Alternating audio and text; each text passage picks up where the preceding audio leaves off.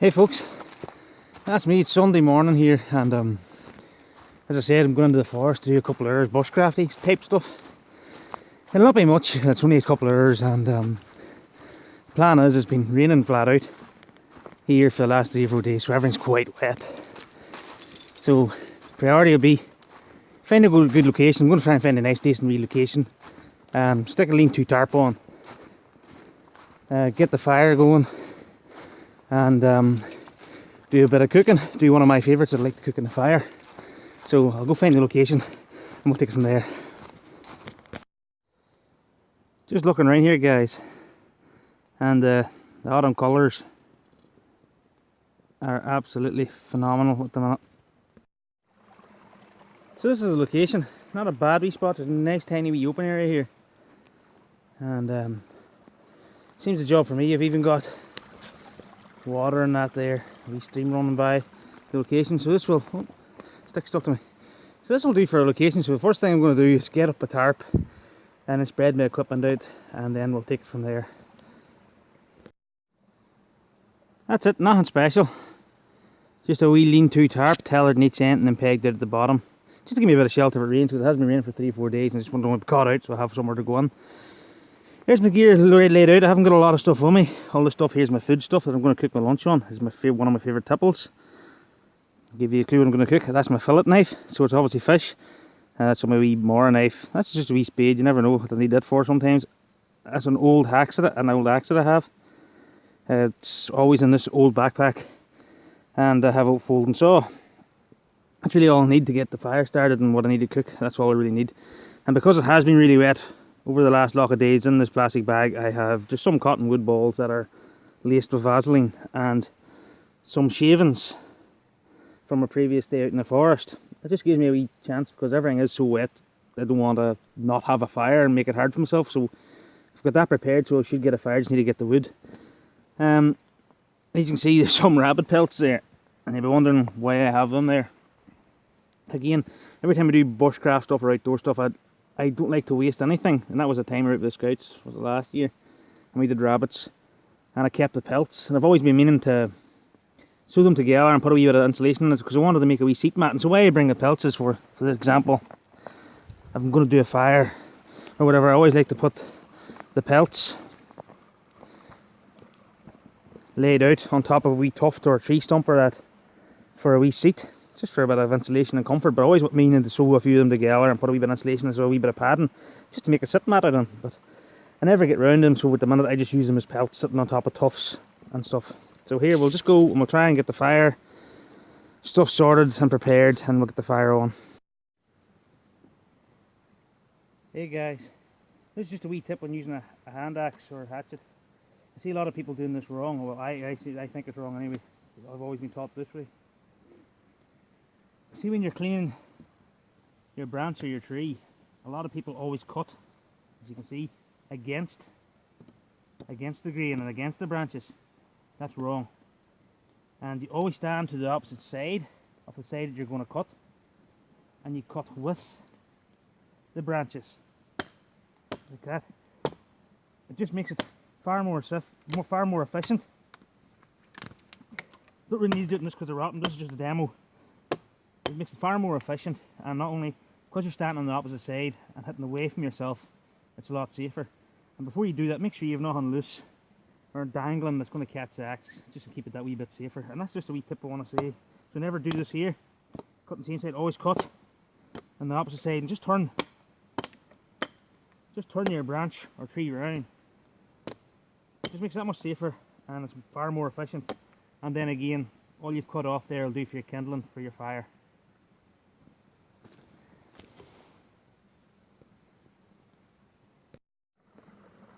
So after a wee surround for the fire made, now when you're using stones, especially if you're taking them beside a river or near a river, or if they're damp rock, you need to watch what sort of rock you take, because rock can explode when it's wet.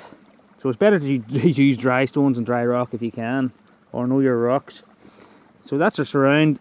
It's highly unlikely a fire's going to spread today anyway, but if anything, it looks authentic when you do a nice rock surround or some sort of surround around a fire. The ground's that damp, it's not going to spread, but it looks the part anyway. I got myself a nice flat stone, which would be handy for setting things on and off, and it should heat up as well. Just came across an RW present here, I don't know if you can see it. There, yeah. Bit of scat. It's obviously fox scat, you can see the fur and the hair in it. It's a wee bit harder to tell, but you can see a wee tail from the end of it. It's not that fresh, because the fresh ones are really easy to tell because the tail's really visible, but it's definitely fox scat. But anyway, I've got some stuff gathered up here. I've got timber there, an hour length there and a couple of lengths up there. I'll cut them down, and the key to fire is prep. Have everything prepped and ready. I usually have 3 grades. I have this here sort of grade, and then I have that sort of grade, and that'll be the heaviest that I'm using today. And then I'll have a smaller grade just to get the fire going. And if I was going to be here for a while, I would use thicker timbers, so there would be a 4th grade, and that's usually the grades of timbers that I would use. But today it's just literally I need a fire for a couple of hours to do my cooking and that, and then we'll go home. So that's it. And again, it's all about prep. Prep is key.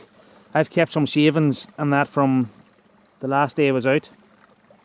I've got cotton wool balls there laced with Vaseline. The timber is that saturated, soaking wet. It's going to be a struggle to get the fire, so I'm actually glad that I brought them with me to give me a chance.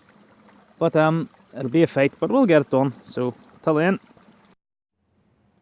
to maximise my chances of getting the fire lit, I'm going to split some of these logs to get to the nice dry centres, and to split them, especially when they're narrow and where I'm at, again to keep it safe, rather than using your fingers and trying to hold it down here with all your hand striking. If you miss, you'll hit your hand or fingers.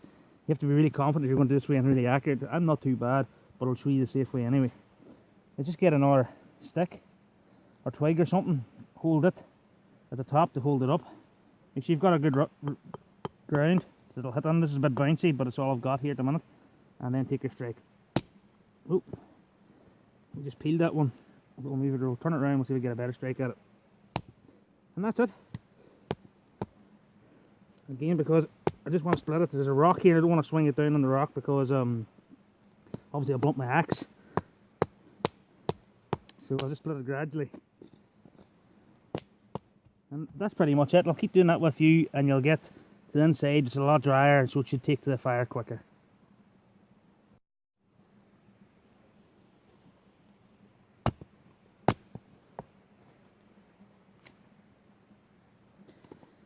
So I'll keep doing that till I build up a wee stockpile.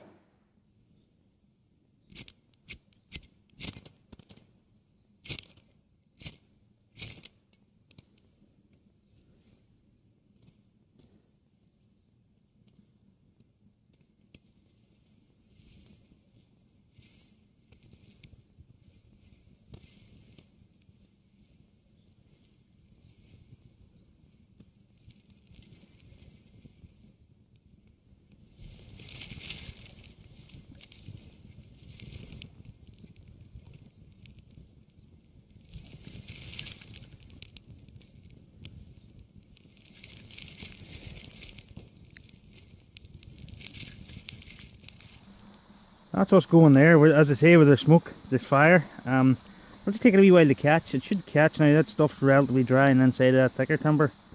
I'll give it another 5 or 10 minutes and we should know if it's caught or not. Sometimes you think you've a false dawn here, but I think this is pretty much caught for us. So I'll go and prepare my next wee item of the agenda. Is just a wee pot stand for the wee bit of hot water so we can get a wee cuppa. And then to the fire, I want to get the fire burnt down to embers so we can do the cooking on the embers. So it's the best time to cook on the fire anyway. So we'll go with that. I've still got a bit of timber there to use, and that's all I need. So here's my pot stand, very simple version. I'm sure you've seen it before. You put a wee notch at the end of your timber. You put a rock on the straight bit of timber, and you can either dig the rock in at the very end, at the end into the soil, or put a rock on it. And how you adjust the height is literally lift it up. If you want it down, you move the rock further away, and it gets down closer to the fire. If you want it higher, you move the rock back over the fire.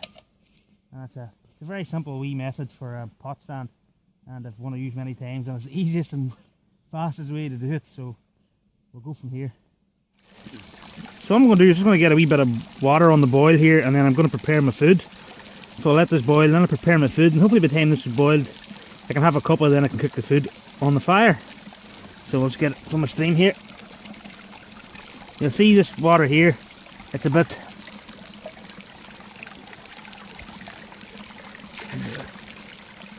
earthly brown, but that's just bog water. This is very clean water, heavy rain, so there's a bit of silt in it, but do no harm, it's nice and fresh. I'll boil it up and kill most of the bacteria anyway. So we'll stick it on the pot stand. So this is my dinner. Some mackerel. Mackerel's one of my favourite fish. It's so oily, it's a lovely fishy taste of it, I love it. So it's mackerel. I'm going to do it in a bit of butter and black pepper. I'm going to fillet the mackerel and put it in tin foil. Again, if you want to be really authentic, you can go use leaves and even mud if you want. But again, I'm not going to go to that effort. I'm just going to use the tin foil. It's just as good as the leaves and the mud, and it tastes just as well for pure handiness. And some mushy peas. Now again, I'm using a spray oil, which is actually a butter flavoured spray. Usually I normally use butter, so let's see how this works. And that there's from when I'm filleting the fish, I'm going to have a wee drink of Bovril till the fire's ready. And all I do is boil up some water, put a spoonful of Bovril in, and all it is a beef drink, high protein beef paste. It is lovely. You either love it or hate it. Well worth a try, anybody if you want to try it. It's really thick, gooey stuff.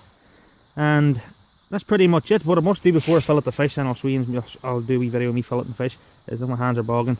Just because you're in the outdoors doesn't mean you don't look after your hygiene. I have a wee river over there. I'm going to give them as best a scrub I can, and then I'm going to come over here and fillet the fish. That's it, guys. Wash my hands. Now they're not super clean, but they're a lot cleaner than they were before I washed them. And as I say, it's just because you're in the outdoors, there's no excuse for bad hygiene. If you're beside a river or some sort of nice fresh water or anything like that, go give yourself a scrub before you do any cooking, especially when you're working with fish or chicken or anything like that.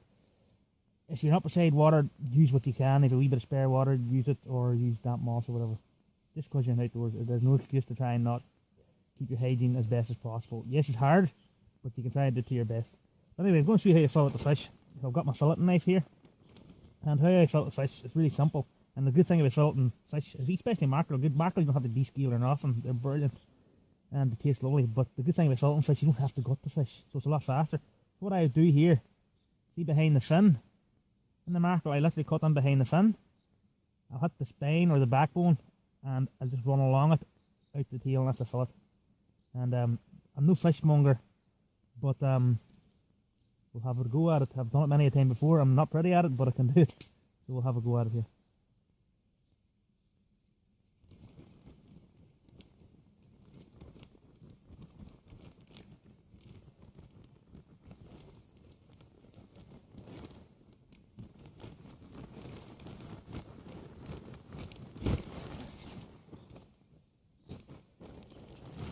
Fillet.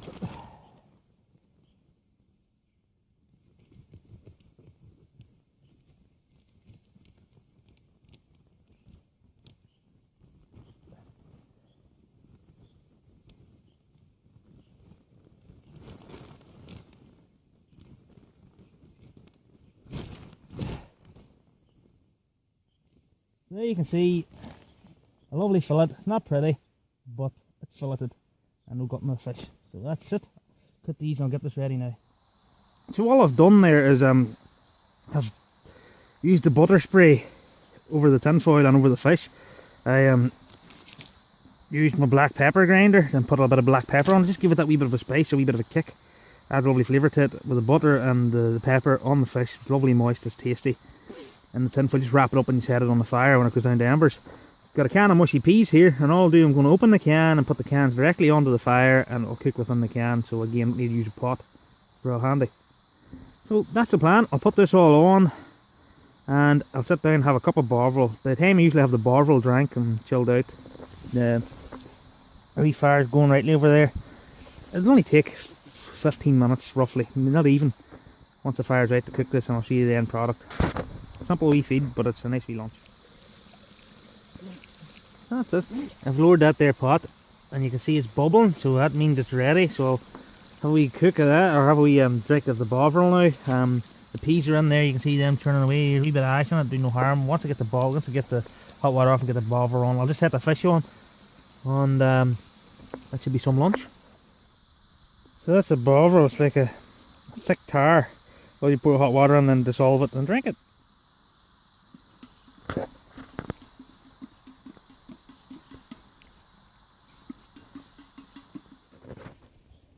There's a Bovril from the wee Hike Smart cup, all the way from Vegas. My sister-in-law got it for me. Nice wee cup. So this is the first time it's been out as well. So yeah, just waiting on the stuff to cook. I don't know if you can see it or not. And I'm gonna sit here and enjoy this. And the time it finishes, this should be ready, and we'll see what the end product is.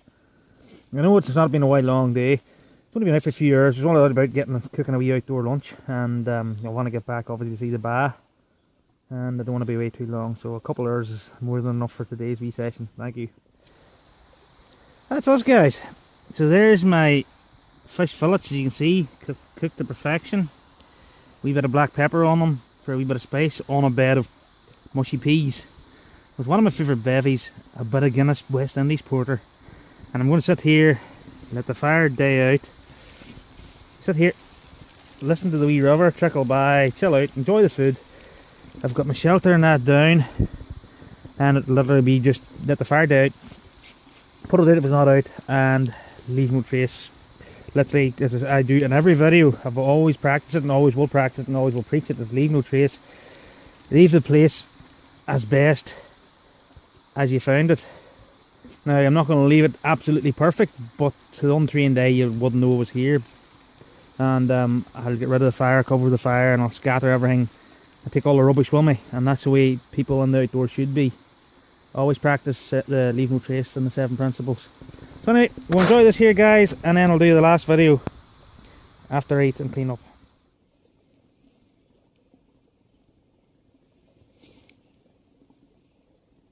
So, how to describe how this tastes? I thought I'd put it out. This is a fantastic dish. I've done this many times. Fish is one of my favourite foods, and this really tastes well. The fish on the bed of peas is quite nice, and you wash it down with this is amazing. And then just sitting here, just listening to the river, and nobody else here, in your own wee spot, is river. It's actually a stream. Is quite relaxing and chilled out. And sitting on my wee rabbit seat here, keep my bum warm and dry. As you see, the fire's doubling out, and nearly finished this here. I hope you enjoyed the video, and I hope that if you've never tried this before, I know everybody's filled with fish and cooked fish before on fires. If you like fish, it is one of the easiest things to cook on a fire. It's quite quick and it's quite tasty. I recommend give it a try. It's really nice. And if you enjoyed watching it, thanks.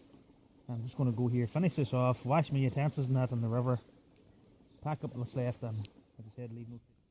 Just before I finish up, guys, I was actually meant to do it at the start of the video.